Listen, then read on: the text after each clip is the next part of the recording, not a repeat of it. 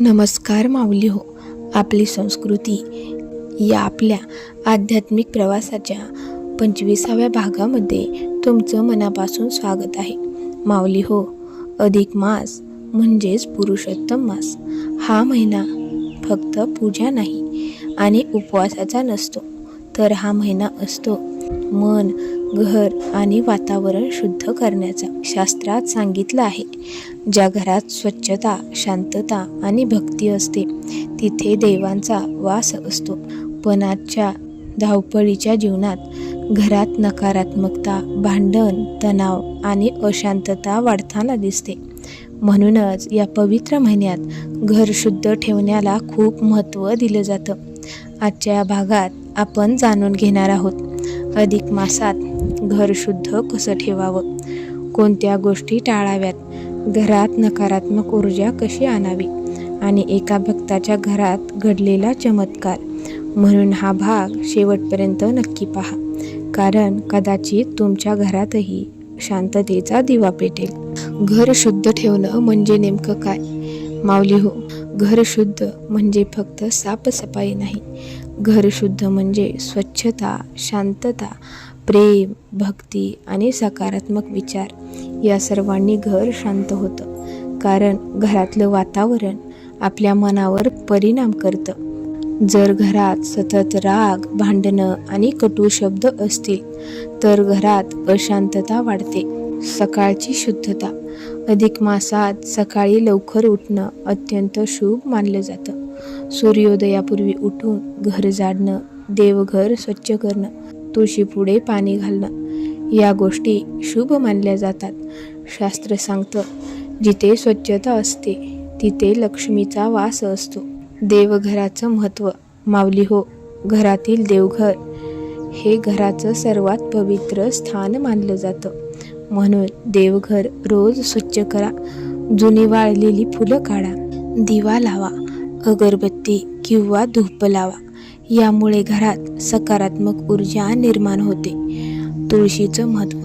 तुळस ही भगवान विष्णूंना अत्यंत प्रिय आहे. अधिक मासात रोज तुळशीपुढे दिवा लावणं आणि पाणी अर्पण करणं शुभ मानलं जातं. तुळशीमुळे घरातील वातावरण शांत आणि पवित्र होतं असं मानलं जातं. एका कुटुंबाची कथा. एका गावात माधव नावाचा एक माणूस आपल्या कुटुंबासोबत राहत होता. घरात सतत भांडणं व्हायची, पैशांची अडचण, मनात तणाव आणि घरात कायम अशांतता होती. माधवची आई नेहमी म्हणायची, या घरात शांतता उरली नाही. एक दिवस गावातील मंदिरात पुजारी सांगत होते, पुरुषोत्तम मासात घर शुद्ध ठेवा, कारण जिथे स्वच्छता आणि भक्ती असते तिथे विष्णूंची कृपा होते. माधवने हे ऐकलं आणि त्याने ठरवलं, या महिन्यात मी माझं घर बदलून दाखवेन. दुसऱ्या दिवसापासून माधव सकाळी लवकर उठू लागला, घर साफ करू लागला, देवघरात दिवा लावू लागला, शांतपणे विष्णू मंत्र म्हणू लागला. हळूहळू घरातील वातावरण बदलू लागलं. माऊली हो, कटू शब्द टाळत जावा.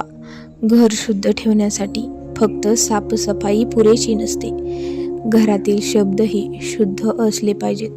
अपशब्द, ओरडणं, राग या गोष्टी घरातील सकारात्मक ऊर्जा कमी करतात. एक दिवस माधवची आई म्हणाली, घरात आता खूप शांत वाटतं. त्या रात्री संपूर्ण कुटुंबाने एकत्र बसून विष्णू कथा ऐकली आणि अनेक दिवसांनी घरात आनंदाचं वातावरण निर्माण झालं. घर शुद्ध ठेवण्यासाठी उपाय. पहिला उपाय म्हणजे सकाळी आणि संध्याकाळी दिवा लावा. दुसरा म्हणजे दररोज देवाचं नामस्मरण करा. तिसरं म्हणजे घरात भांडणं टाळा. चौथं म्हणजे तुळशीची पूजा करा. पाचवं म्हणजे घरात भक्तिगीत किंवा मंत्र लावा. आता आपण पाहूयात काय टाळावं. घाणेरडं वातावरण, कटू शब्द, सततचा राग, देवघर अस्वच्छ ठेवणं, अन्नाचा अपमान. शास्त्र सांगतं, ज्या घरात भक्ती, स्वच्छता आणि शांतता असते तिथे देव स्वतः वास करतात. म्हणून घर शुद्ध ठेवणं म्हणजे फक्त साफसफाई नाही, तर घरात प्रेम आणि श्रद्धा टिकवणं आहे. माऊली हो, मोठं घर असणं महत्त्वाचं नाही, तर त्या घरात प्रेम, शांतता आणि देवाचं नाव असणं महत्त्वाचं आहे. कधी-कधी घरातील अंधार साफ करण्यासाठी फक्त एक छोटासा दिवा पुरेसा असतो. म्हणून या अधिक मासात एक संकल्प करा, मी माझं घर आणि मन दोन्ही शुद्ध ठेवेन. जर तुम्हाला हा भाग आवडला असेल तर व्हिडिओला लाईक करा आणि आपली संस्कृती या परिवाराचा भाग होण्यासाठी चॅनेलला सबस्क्राईब करा. तुम्ही घर शुद्ध ठेवण्यासाठी काय करता ते आम्हाला कमेंट करून नक्की सांगा. पुन्हा भेटूया अशाच एका भक्तिमय आणि जीवन बदलणाऱ्या विषयासोबत. तोपर्यंत घरात दिवा लावा आणि मनात श्रद्धा. जय श्री विष्णू.